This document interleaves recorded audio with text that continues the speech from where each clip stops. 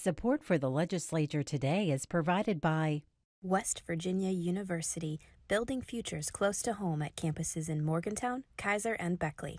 Information at wvu.edu. Embassy Suites by Hilton Charleston, an all-suite hotel and conference center minutes from Yeager Airport and Capital Market. Reservations and brasserie dining information available at hilton.com. Segra, providing fiber-based communication solutions. Segra, freedom to grow. More information at segra.com.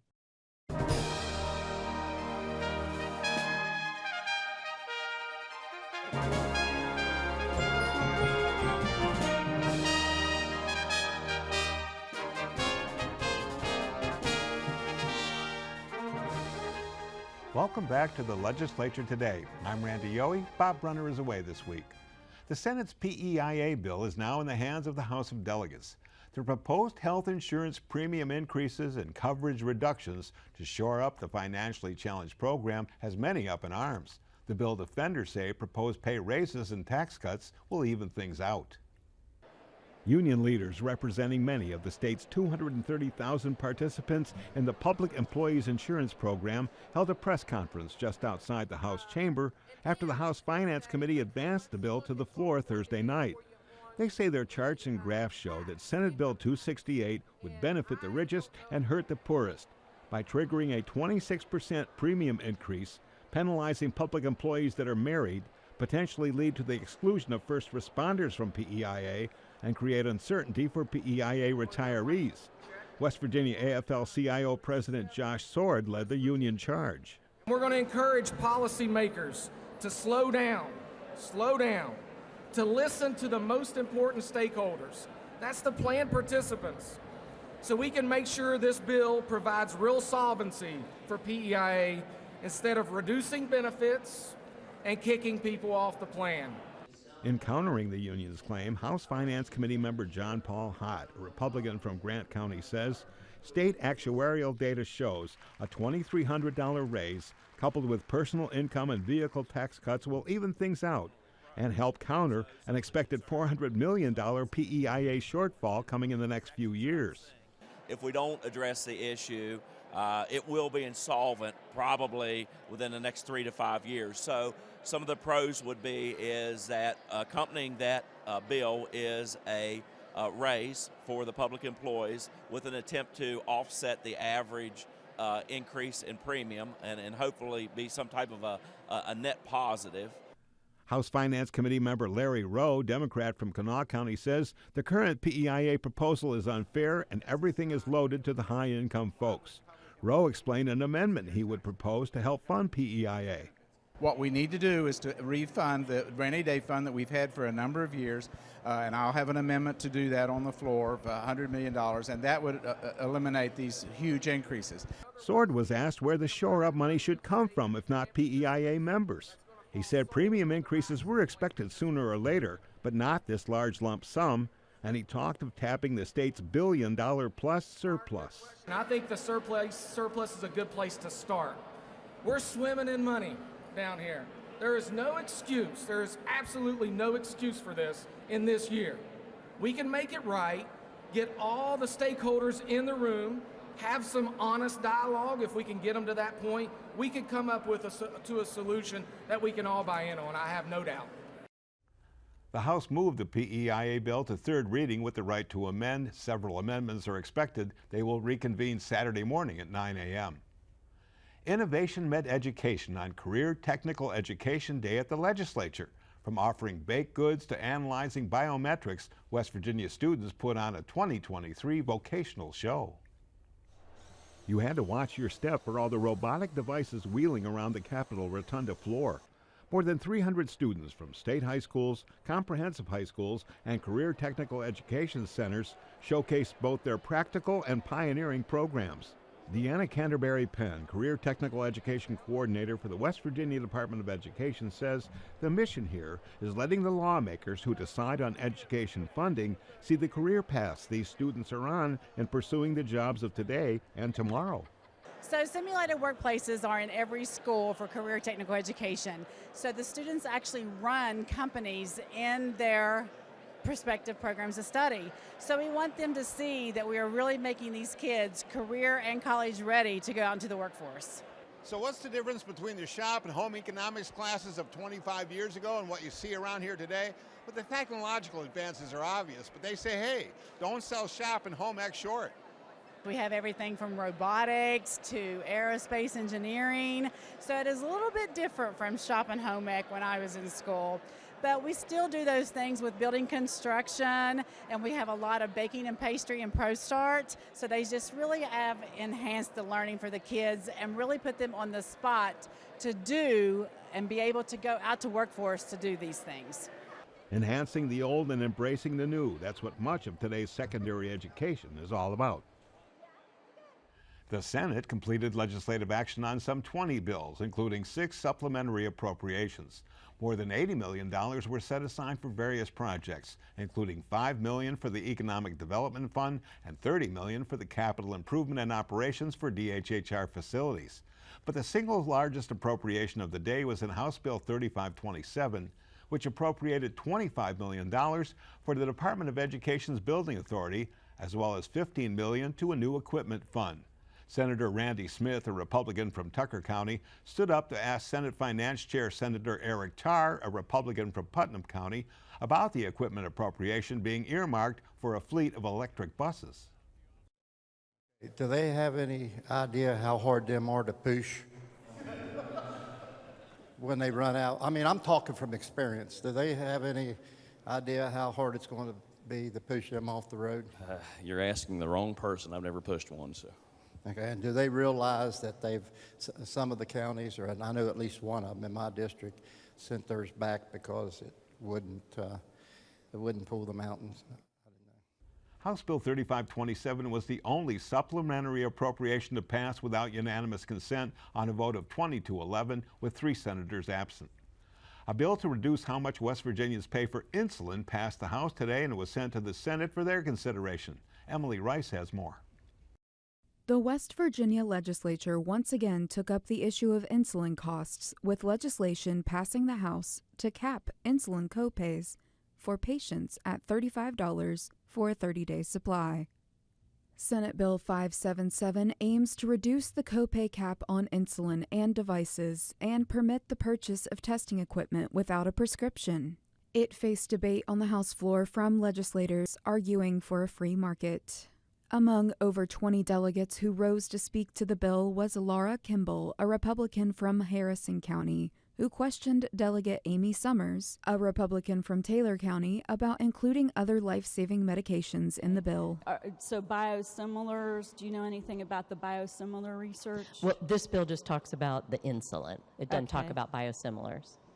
Okay, and then finally, does this bill include any other drugs, like drugs for Alzheimer's or dementia or Parkinson's? This bill addresses insulin because we have a very high diabetic population in West Virginia that is costing a lot of money to treat those people. So we want to be able to allow them to get the medicine they need at a reasonable price and keep their disease process under control. The debate continued with Democratic colleagues Delegate Sean Fluharty from Ohio County and Rick Griffith from Wayne County, both rising to speak in passionate support of Senate Bill 577.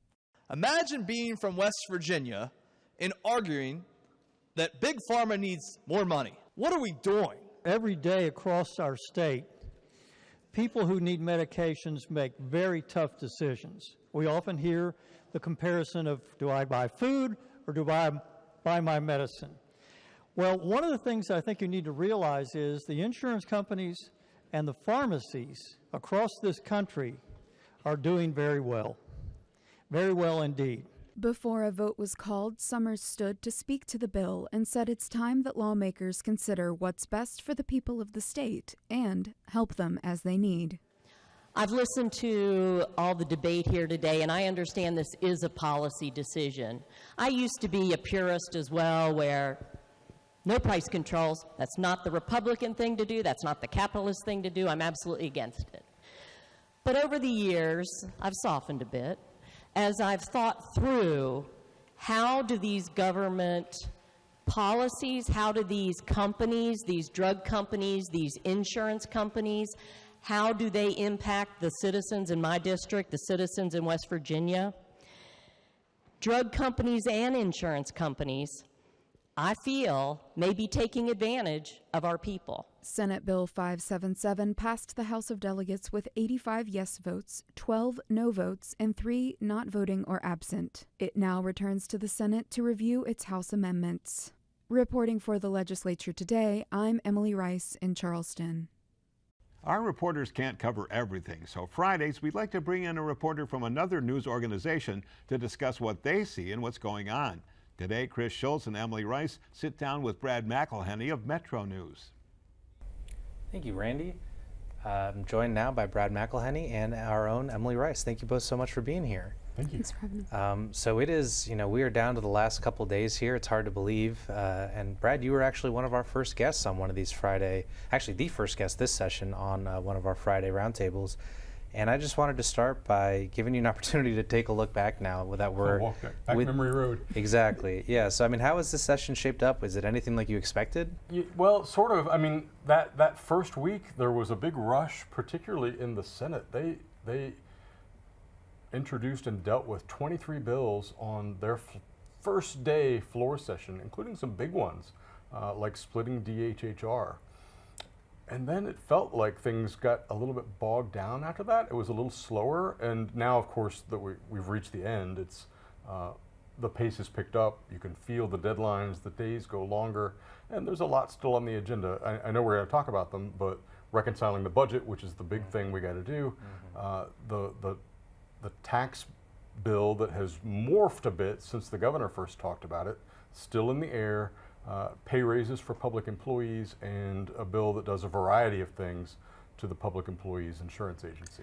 So a lot going on. Yeah, we're certainly going to talk about all that, but I'd be remiss if I didn't give Emily the same opportunity. How's this session been for you? Absolutely. Well, it's been a whirlwind, and as the health reporter, I've had a lot to keep up with. But I think one of the more interesting things I've seen is public participation, getting interested in the bills and how they're actually going to affect them directly, and also I think there was a little bit of assumption that with the supermajority things were going to be smooth sailing to a certain extent, and we've hit a few road bumps in the past couple of weeks with just interesting democratic process stuff for us political nerds. So yeah, and Brad, you mentioned that very first day, January 11th, we saw the Senate pass, for example, a PEIA hospital reimbursement bill that's still being discussed, if I'm not mistaken, by the House. Or did they pass that this week? There's so many, I don't expect either of you to actually. That actually did pass, there you go. But it wound its way into a broader PEIA bill dealing with that entire section of code. That took almost the entire session, even though it was out of the Senate on the first day. So, let's get into this, because we're going to try and get through as much as we can before our time runs out.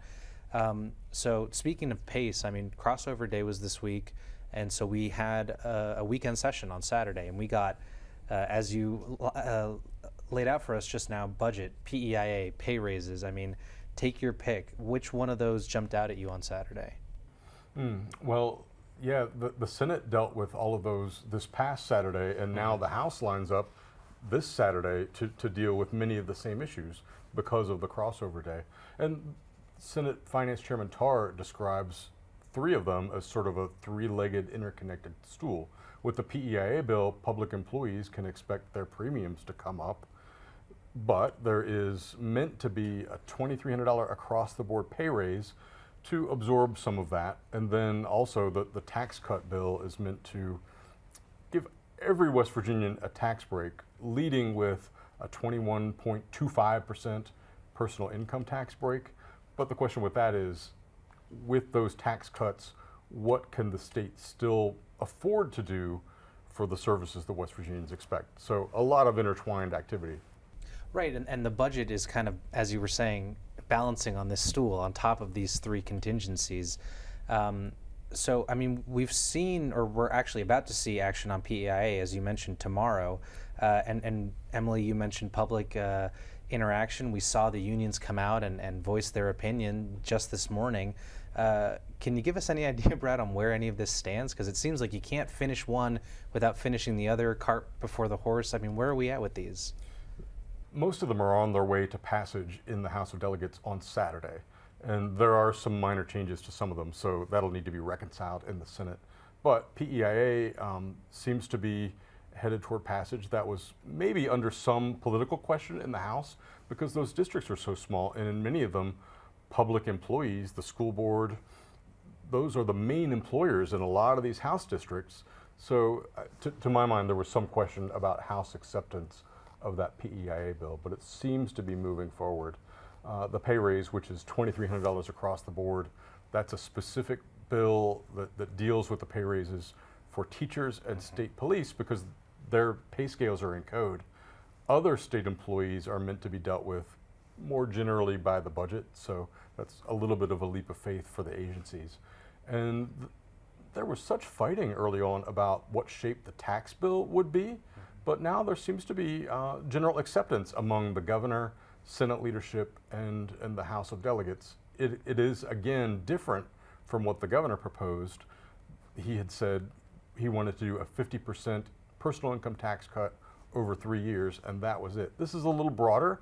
This includes an income tax cut, but also a credit on your personal property tax on your vehicles, good news for us, as well as small businesses sort of narrowly defined getting a property tax cut on their business equipment and inventory. And that definition is important because it's meant to be the businesses that truly are rooted in West Virginia. So a little broader tax cut than what had originally been described, but it's beginning to sound politically feasible. Yeah, what really stood out to me was that tax cut looks almost identical to what the Senate proposed a couple weeks ago, and it really seems like the only concession that they made was bringing up the initial cut.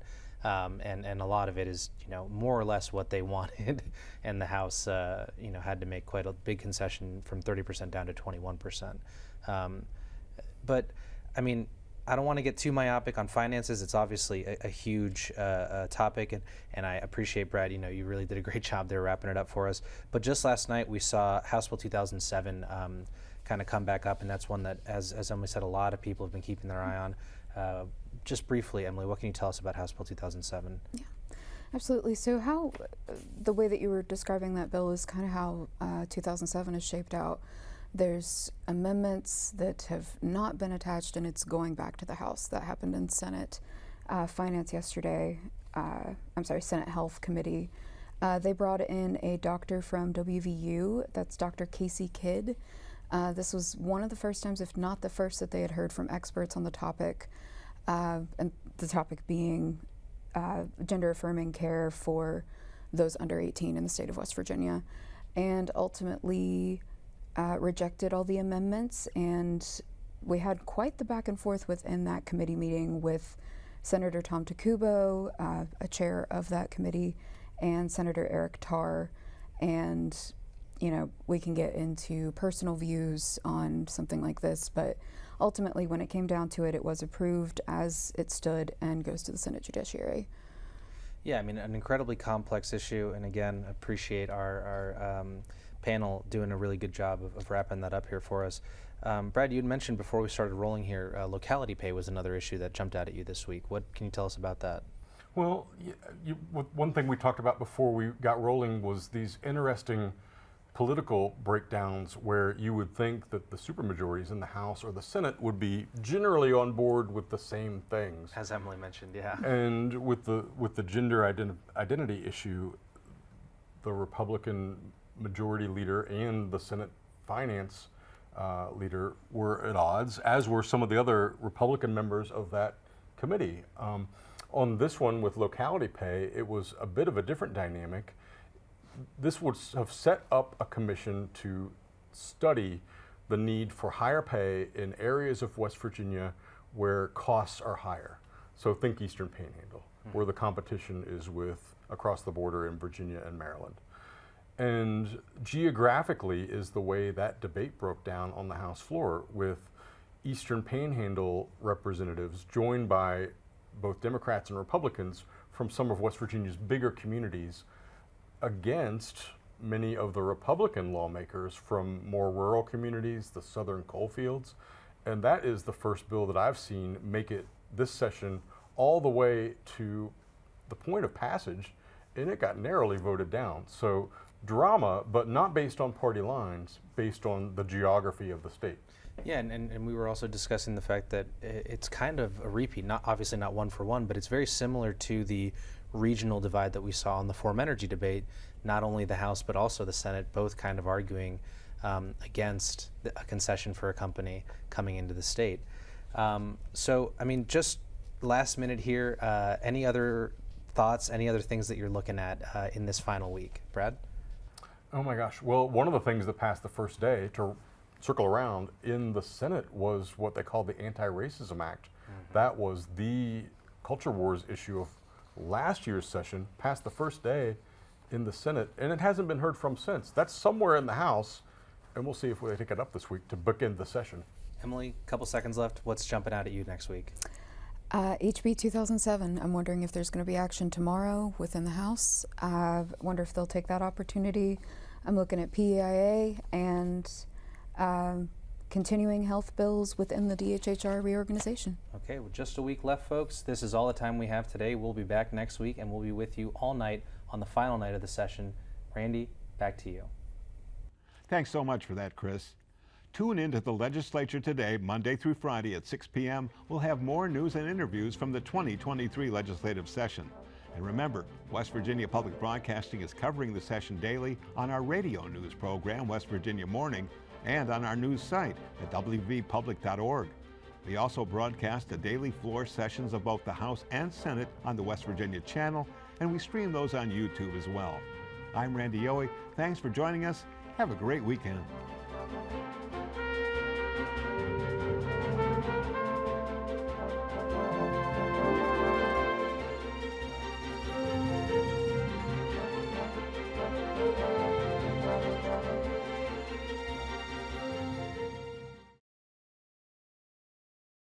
In the late 1960s, the legislature would take a break toward the end of its regular session, usually Thursday night, and give up the podium to members of the Capitol Press Corps who, at the legislature's request, did a lampoon.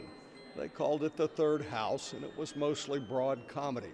Charlie Ryan, the longtime anchorman at WCHS, played Governor Arch Moore, and a tall guy who looked a little bit ungainly, that was me, played Jay Rockefeller, who was the rising star in politics. But mostly, it was about the lawmakers themselves, and mostly, it was inside jokes.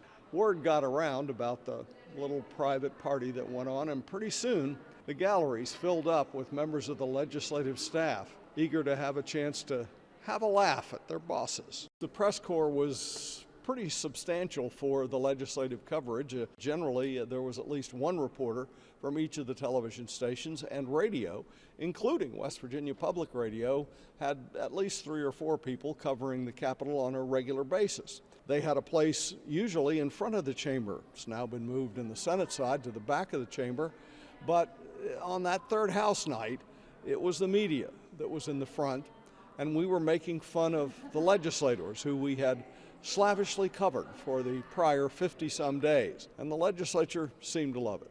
A couple years after Jay Rockefeller was elected governor, he asked Speaker Lou McManus to cancel the Third House. Although prior Governor Arch Moore seemed to enjoy the fun and frivolity of the lampooning, Governor Rockefeller didn't like it much. So it went away for a number of years, only to come back as a fundraiser for the Marshall University School of Journalism and move across the street to the Culture Center. The Third House was reborn a couple of times and went on for quite a while. We had some additions to the cast, like longtime Kanawha County Sheriff and then Charleston Mayor Danny Jones, who was quite an actor, and several other folks from the community who came and chipped in. Beth Voorhees, then the news director of West Virginia Public Broadcasting, helped really put it all back together again, and it was mostly performed at the Cultural Center, and it was a lot of fun to do it back then. As somebody who started with the Third House in the 60s and participated in the 70s and then again in the 80s and in the 2010s, it was quite an experience. It was a memory, and a memory that apparently is just that. For West Virginia Public Broadcasting, I'm Bob Brunner reporting.